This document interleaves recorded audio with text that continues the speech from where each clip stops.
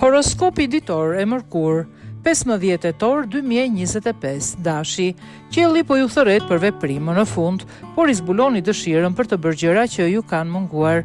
Nëse jeni ndjer pak të frenuar ditë të fundit, gjithçka po fillon të rimëkëmbet. Diçka e rëndësishme po realizohet në punë, por keni kujdes të mos përpiqeni ta bëni të gjithën vetëm.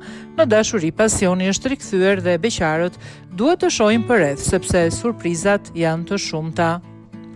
Demi, sipas horoskopit, do të kemi një ditë reflektimesh, kemi nevojë për siguri dhe nëse diçka nuk ju bind, mos i detyroni gjërat. Durimi është i nevojshëm në punë, por yjet thonë se ata që qëndrojnë të qetë fitojnë. Në dashuri një bisedë e sinqert do të sqarojë një keq kuptim, po në fundjavë thjesht relaksohuni, merrni pak kohë për veten tuaj. Pinjakët, je më i gjallë se kur, kurioziteti të udhëheq dhe të sjell mundësi të reja, por ki kujdes, shumë shpërqendrim mund të bëjë të humbasësh fokusin. Në dashuri, një takim mund të ringjallë një shkëndi që mendove se ishte shuar. Kjo është një kohë e favorshme për ata që komunikojnë, shkruajnë ose lundrojnë në një mori kontaktesh. Lajme të mira të presin. Gaforia, kjo është një kohë disi emocionale, por konstruktive. Yjet ju ftojnë të lini pas tensionet e vjetra. Në dashuri, ju dëshironi përqafime, por edhe për qartësi. Flisni nga zemra. Në punë nevojitet korrektësia, por mos keni frikë të tregoni ndjeshmërinë tuaj. Do të jetë forca juaj. Luani, jeni rikthyer me një bum. Pas disa hezitimesh, tani ndiheni sikur keni përsëri kontrollin. Vëmendja është mbi ju dhe kushdo që dyshonte tek ju, do të duhet të mendoj përsëri. Në dashuri, qielli ofron emocione intensive. Ata që janë në një lidhje do të rizbulojnë lidhjen e tyre, ndërsa ata që jetojnë vetëm do të duhet të hapen ndaj gjërave të vogla.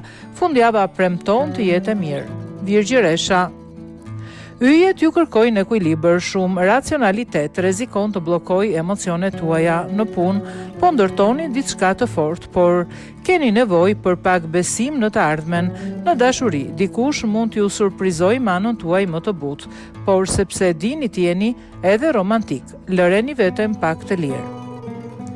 Peshorja, është koha për të bërë zgjedhje. Jeni vendosur shumë në situata me të cilat nuk ndiheni rehat, por tani vjen koha për të thënë mjaft. Ndershmëria është nevojshme dhe në dashuri. Edhe nëse duhet të jetë e frikshme, në punë një projekt po fillon të jap fryte. Qielli po ju mbështet, por ata duan të shohin më shumë vendosmëri nga ju. Akrepi, thellësia juaj ju bën simpatik, por edhe të prekshëm. Yjet ju paralajmërojnë. Keni kujdes nga veprimet impulsive. Në dashuri, çdo gjë mund të ndodhë, ose pasioni tepërt ose heshtje të rënda. Në punë, megjithatë, do të merrni konfirmimin që keni pritur, por mos lejoni që ankthi i kontrollit mbi jetën tuaj t'ju mposhtë. Shigjetari, je gati të rinisësh një projekt për cilin je i apasionuar. Yjet flasin për fillime të reja, udhëtime dhe liri. Në dashuri, buzëqeshjet kthehen, por ki kujdes nga ata që premtojnë tepër dhe nuk i përmbushin si duhet. Është një javë për të parë përpara me besim, por me këmbët e mbështetura fort në tokë. Pricjapi, ju jeni të fortë dhe të vendosur, por tani keni nevojë edhe për pak qetësi. Puna po ju merr kohën, por mos harroni ata që ju duan. Në dashuri, yjet ju kërkojnë të jeni më të disponueshëm emocionalisht, më pak kontrollues, më shumë dhurues. Fundjava do të jetë ideale për një pushim rigjenerues.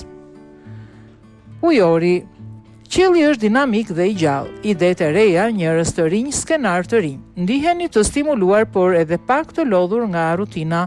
Në dashuri ka konfuzion, por edhe dëshirë për të eksperimentuar. Në punë, një ndryshim mund të jetë më pozitiv nga sa pritej. Besojini instinkteve tuaja. Peshqit, jeni të zhytur në emocione si gjithmonë, por këtë herë me një vetëdije më të madhe. Yjet ju ftojnë të transformoni ndjeshmërinë tuaj në kreativitet. Dashuria ju shikon me butësi dhe ata që janë në një lidhje do të rizbulojnë harmoninë. Për beqarët, një lidhje veçantë mund të lindë nga një detaj i vogël. Një javë tepër frymëzuese dhe poetike për ju.